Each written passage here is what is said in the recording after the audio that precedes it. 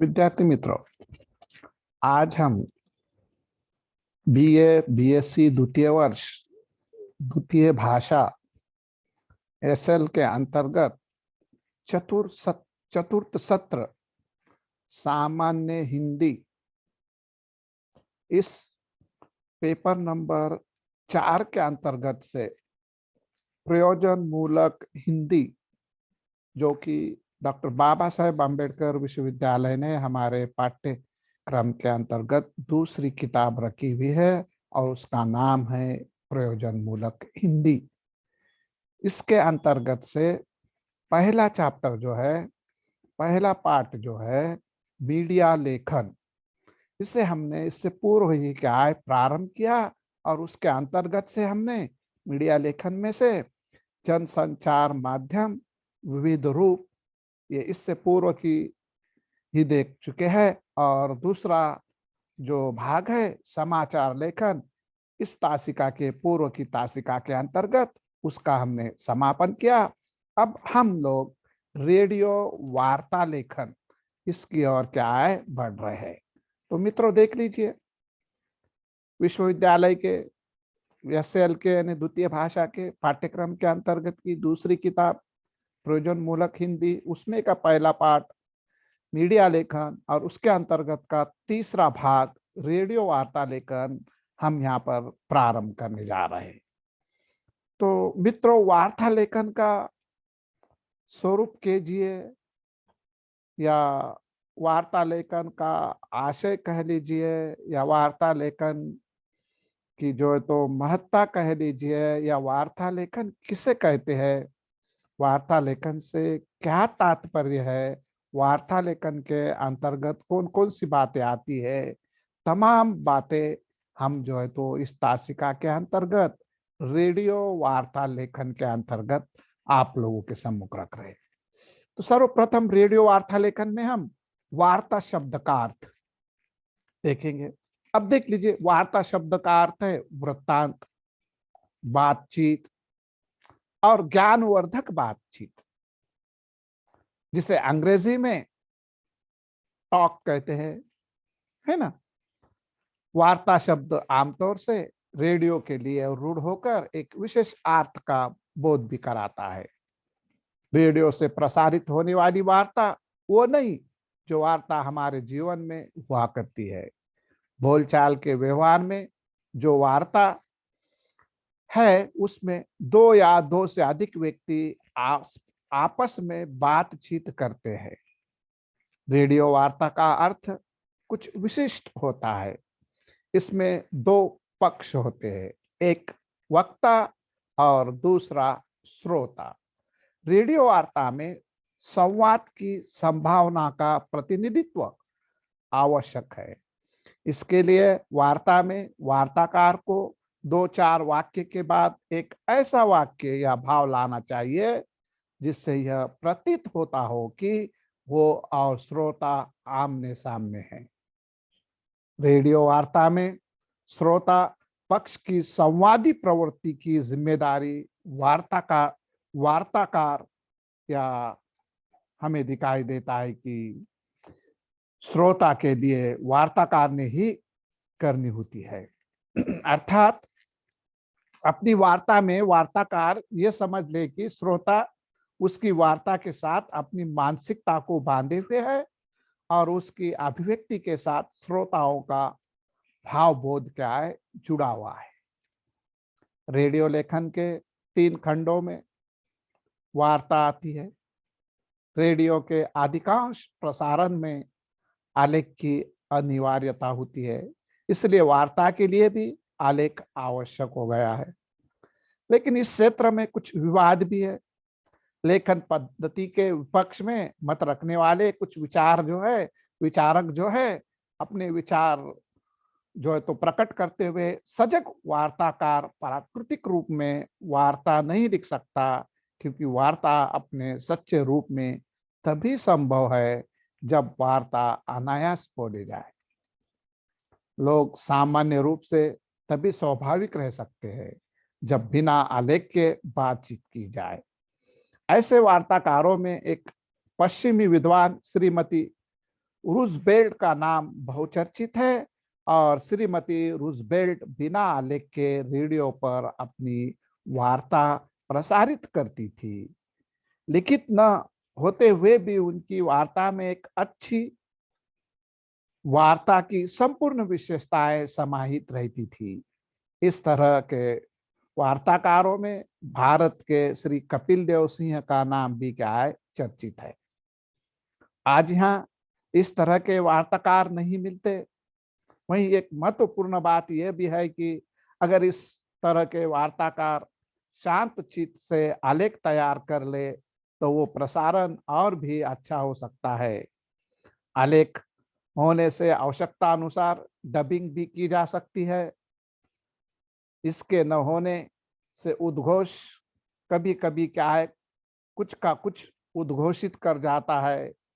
आलेख के समर्थन में एक प्रमुख वार्ताकार और अंग्रेजी के लेखक जेनेथ डनबर ने कहा, क्या कहा देख लीजिए। उसके मत को मैं आप लोगों के सम्मुख रखने जा रहा हूं। सेट पर काफी लंबे अरसे से मैं प्रसारण सुनने के बाद इस नतीजे पर पहुंचा हूं कि वार्ताकार के लिए आलेख आवश्यक होते हैं। वैसे आलेख प्रसारण का आधार मात्र ही हो सकता है, न कि वार्ता के रूप में उसका प्रसारण। आलेख पाठ से अलग वार्ता प्रसारण का अपना स्वरूप होता है। इस स्वरूप की गरिमा की रक्षा उद्घोषक और वार्ताकारों द्वारा ही क्या है, की जाती है। देख लीजिए उनका तजुर्बा अनुभव का निष्कर्ष उन्होंने अपने सम में रखा है और उसकी आवश्यकता को निर्विवाद महत्व है, यह उन्होंने यहाँ पर क्या है, प्रकट किया हुआ है। रेडियो के लिए कैसी वार्ता लिखी जाए जो श्रेष्ठ और स्वाभाविक हो? क्या स्वाभाविक और रोचक बनने के लिए यह आवश्यक है कि हम जैसे बोलते हैं वैसे ही लिखे? बातचीत नुमा वार्ता के बारे में अंग्रेजी लेखक श्री डनवर ने कहा, वार्ता के लिए आलेख तैयार करने में बातचीत की अंतरधारा को पकड़ना चाहिए। अगर आप लोगों को गौर से बात करते हुए देखेंगे तो पाएंगे कि बातचीत का अपना एक खास ढर्रा होता है, स्टाइल होती है, शैली होती है। लेकिन पुस्तकों की तरह लंबे वाक्य और विशेषण भरे वाक्य खंड का व्यवहार नहीं करते। वो मुहावरे में और अच्छे वाक्यों में क्या है, बात करते हैं। वार्ता विषय के आधार पर यह आवश्यक नहीं है कि उसे केवल वही वर्ग सुन रहा हो जो कि विषय से संबंधित हो, बल्कि विषय से इतर भी वार्ता के श्रोता हो सकते हैं।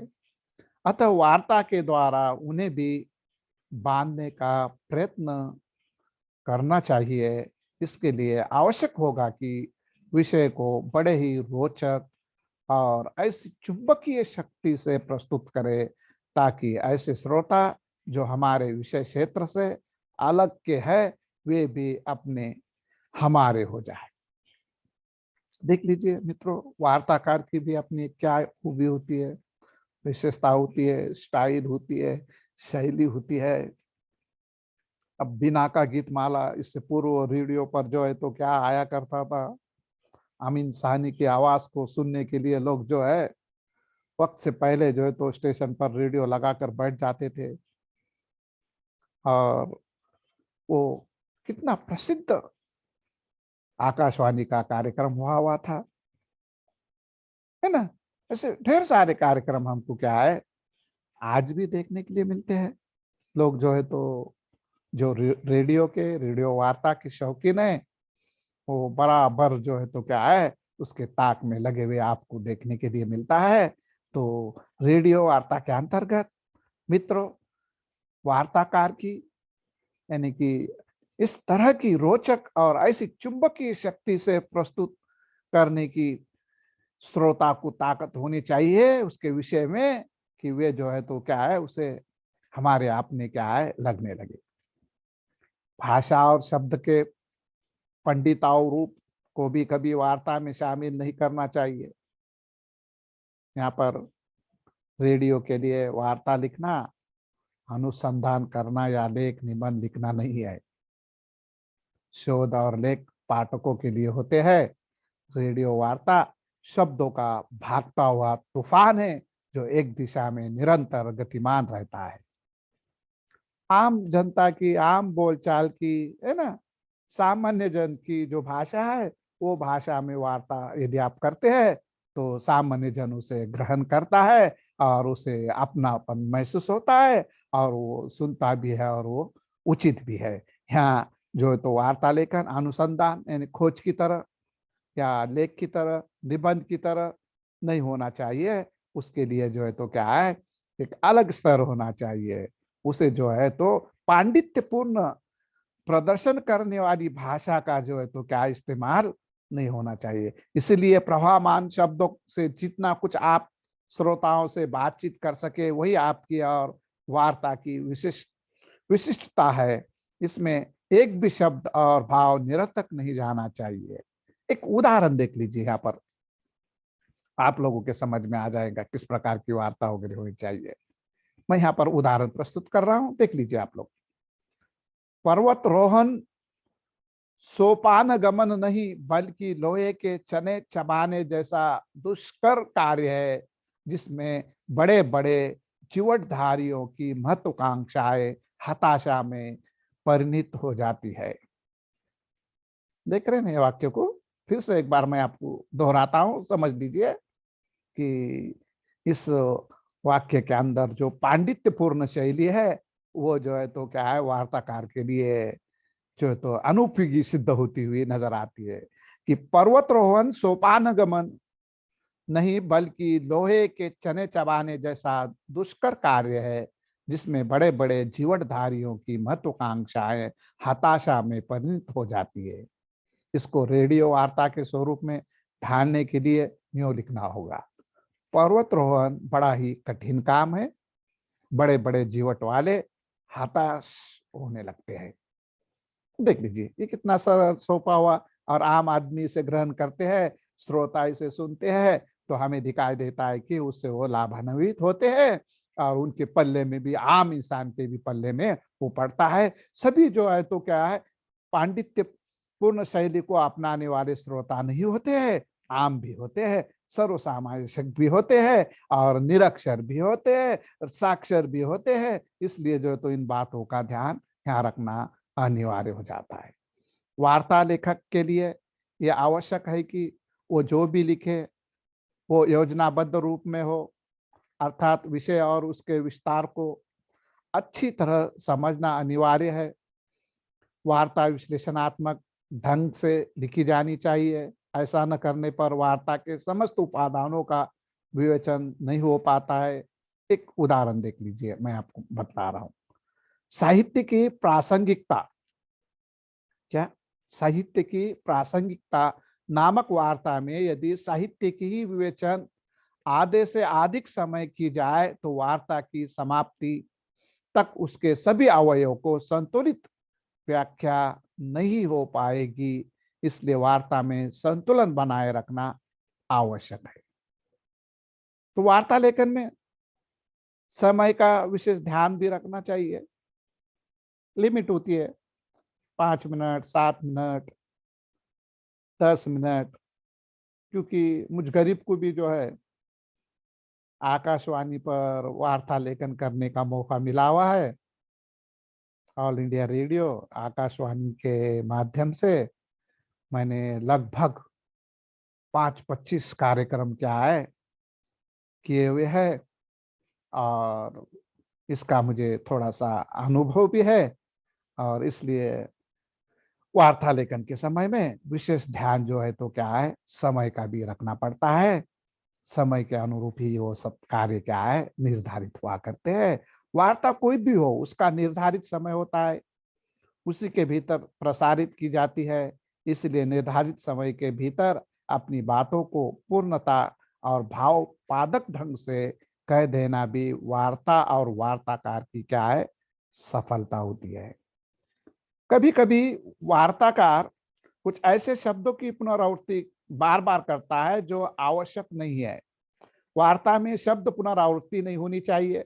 यथा हम तमाम लोग जब खुश होते हैं तो हंसते हैं, है ना? दुखी होते हैं, रोते हैं, खुश होते हैं तो चिल्लाते, चीखते हैं, और उदास होते हैं तो चुप रह जाते हैं। यहाँ जो होते हैं शब्द कई बार प्रयोग हुआ है, जो क्या है, अर्थ सार्थ होते हुए भी उचित नहीं है। वार्ता में निरर्थक शब्दों का भी क्या है, मामला जो है तो वर्जित करना पड़ता है। तो मित्रों, ये भी बात आपको क्या है, स्मरण में रखना अत्यंत आवश्यक है। वार्ता में ध्वनि साम्य शब्दों को साथ साथ नहीं लिखना चाहिए। देख लीजिए, जो ध्वनि साम्य शब्द है वैसे शब्द भी नहीं लिखना चाहिए, वो भी गड़बड़ कर लेते हैं, उच्चारण के समय में गड़बड़ी उसमें निर्माण होती है, क्योंकि ऐसे शब्दों के उच्चारण में थोड़ी सी भी चूक होने से अर्थ का अनर्थ संभावित है। यथा यहाँ पे एक उदाहरण मैं आपको फिर से बतला रहा हूं। हम सब है समय को निहारते हैं। हम सब है समय को निहारते हैं। यहाँ समय और समय, कभी समय समय अथवा समय समय उच्चारित हो सकते हैं, इसलिए ऐसे शब्दों का प्रयोग से क्या है, वार्ताकार ने बचने का प्रयास करना चाहिए। तारतम्य अच्छी वार्ता की सर्वप्रमुख विशेषता है, और तारतम्य और विषय का संबंध अटूट होता है। इस कारण विषय में जब कोई श्रोता जुड़ जाता है तो विषय के साथ चलता रहता है। तारतम्य समाप्त होते ही श्रोता का स्वप्न भंग की स्थिति में पहुंचकर श्रवण से अपने को क्या है, अलग कर देता है, और इस कारण हमें दिखाई देता है कि उसमें अरुचि निर्माण होती है। श्रेष्ठ वार्ता के लिए वार्ता विशेष में उतना चढ़ाव और क्लाइमेक्स का समावेश होना चाहिए। ऐसी वार्ता में श्रोता को कोई तनाव नहीं होता। इसमें श्रोता वार्ता के साथ चलता हुआ आनंद का अनुभव करता है, क्योंकि ऐसी वार्ता से उसे कुछ मिलता है। वार्ता में बिंब, हास्य, व्यंग्य और हाजर जवाबी का समावेश आवश्यक होता है। वार्ता के अंतर्गत सूत्रात्मकता वाक्यों का प्रयोग वर्जित है, क्योंकि वही वार्ताएं सफल मानी जाती है जिसकी भाषा बोलचाल के नजदीक होने के साथ ही साथ भाव अभिव्यक्ति में सहजता के लिए हुई हो।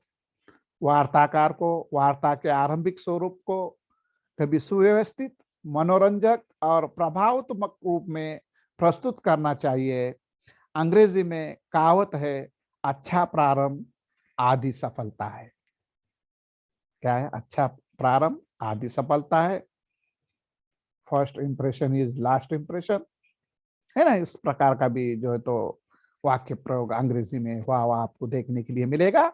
वार्ता के कुछ भेद कार्यक्रम विशेष के आधार पर भी किए जाते हैं, जैसे औरतों के लिए कार्यक्रम, बच्चों के लिए, युवा वर्गों के लिए, विद्यार्थियों के लिए, किसानों के लिए, है ना? अलग अलग किस्म की वार्ताएं होती है। समाचार, समाचार समीक्षा, परिचर्चा, व्यंग्य, विनोद, खेती गृहस्थी और उद्घोषणाएं आदि कुछ वार्ताएं ऐसी होती है जिसमें वार्ता संबंधी समस्त विशेषताएं लागू होकर भी अपनी एक अलग पहचान बनाए हुए वहां पर देखने के लिए मिलती है। तो एक उदाहरण देख लीजिए। कुछ वार्ता जो है तो तथ्यपरक वार्ता है, संस्मरणात्मक वार्ता है, आत्मकथात्मक वार्ता है, तो वैयक्तिक वार्ता है, और विवादास्पद भी वार्ता है। हम देखते हैं डिबेट, बहस, विवाद, ये जो है तो क्या है, आजकल टीवी पे, उस पे हर चैनल पर ये नजर आता है। तो इस प्रकार की भी वार्ता हमें देखने के लिए मिलती है।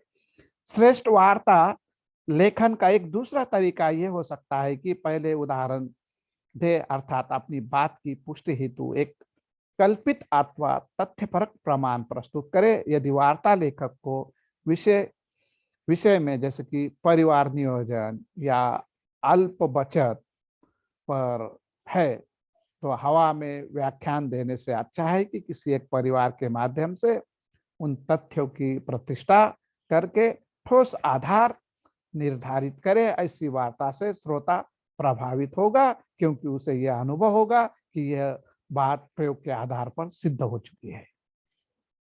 इतना ही नहीं मित्र, तो संस्मरण प्रधान वार्ताएं रेडियो के लिए बहुत उपयोगी सिद्ध हुई है। इस तरह की वार्ता में कहीं ना कहीं कथा तत्व का समावेश आवश्यक रहता है, जो श्रोता के वार्ता में अलग नहीं होने देता, यानी श्रोता को वार्ता से भिन्न नहीं होने देता। वर्ण विषय के आधार पर ही वार्ताकार संस्मरणात्मक वार्ता में उसे व्यक्ति, घटना, स्थान आदि से संबंधित बातें करेगा। ऐसी वार्ता में मैं का वाचन पूर्णतः वर्जित है। आत्मकथात्मक वार्ता का सिद्धांत संस्मरणात्मक वार्ता के विपरीत होता है, क्योंकि इसमें वार्ताकार के लिए अपने बारे में कहने की काफी छूट रहती है। ऐसी वार्ताओं का विषय किसी ख्याति लब्ध और प्रमुख व्यक्तित्व से संबंधित होता है। यह एक साधारण आदमी से जो कुछ ऐसी बातों को बदल रहा हो जिससे श्रोता चमत्कृत हो जाए। देख लीजिए मित्रों, श्रेष्ठ वार्ता लिखी जाने के बावजूद भी प्राय वार्ताकार उसका वाचन शुद्ध रूप से नहीं कर पाता, और कुछ वार्ताकार तो ऐसे भी होते हैं जो माइक्रोफोन के नजदीक जाकर कुंठित हो जाते हैं। परिणामतः अच्छी वार्ता चौपट हो जाती है। ऐसे स्थिति में वाचन का पूर्वाभ्यास अनिवार्य हो जाता है। कभी कभी तो 2-4 वाक्य के बाद वार्ताकार विषय और व्याकरण दोनों गंवा बैठता है। ऐसी दशा में वार्ताकार को अपनी वार्ता बार बार पढ़कर वाचन और व्याकरण संबंधी त्रुटि को संशोधित कर लेना चाहिए। इससे वार्ताकार में आत्मनिर्भरता आएगी। तो रेडियो वार्ता शब्द का महान स्थापत्य है। देख लीजिए मित्रों, रेडियो वार्ता शब्दों का महान स्थापत्य है, जिसे निरंतर अभ्यास और उपस्थित बुद्धि से ही क्या है, सजाया संवारा जा सकता है। तो मित्रों, आज के तासिका के अंतर्गत मैंने आप लोगों के सम्मुख बीए द्वितीय वर्ष के द्वितीय भाषा के अंतर्गत जो द्वितीय किताब रखी हुई है प्रयोजन मूलक हिंदी, उसके पहले पाठ का यानी मीडिया लेखन का जो प्रारंभ किया, उसके अंतर्गत पहला जो है तो घंटा हमने जनसंचार माध्यम विविध रूप के लिए लिया, दूसरा घंटा समाचार लेखन के लिए, तीसरा रेडियो वार्ता लेखन के लिए, और अब अंतिम जो है तो घंटा या तासिका हमारी होने वाली है, वो हम इसके पश्चात लेने वाले हैं, वो है फीचर लेखन, और हमारा मीडिया लेखन यहाँ पर उसके साथ ही साथ समाप्त होने वाला है। तो मित्रों, मुझे ऐसा लगता है रेडियो वार्ता से संबंधित मैंने आप लोगों के सामने जो जानकारी रखी, उसका जो स्वरूप बतलाया, उसकी जो है तो क्या है खूबियां बयान की, है ना, उसकी महत्ता को प्रतिपादित करने का एक प्रयास किया, वो आप लोगों के समझ में आया होगा और आप इससे भली भांति अवगत हुए होंगे। तो मित्रों, आज के तासिका में इतना ही हम जो है तो यहाँ पर विराम लेने का प्रयास कर रहे हैं। धन्यवाद।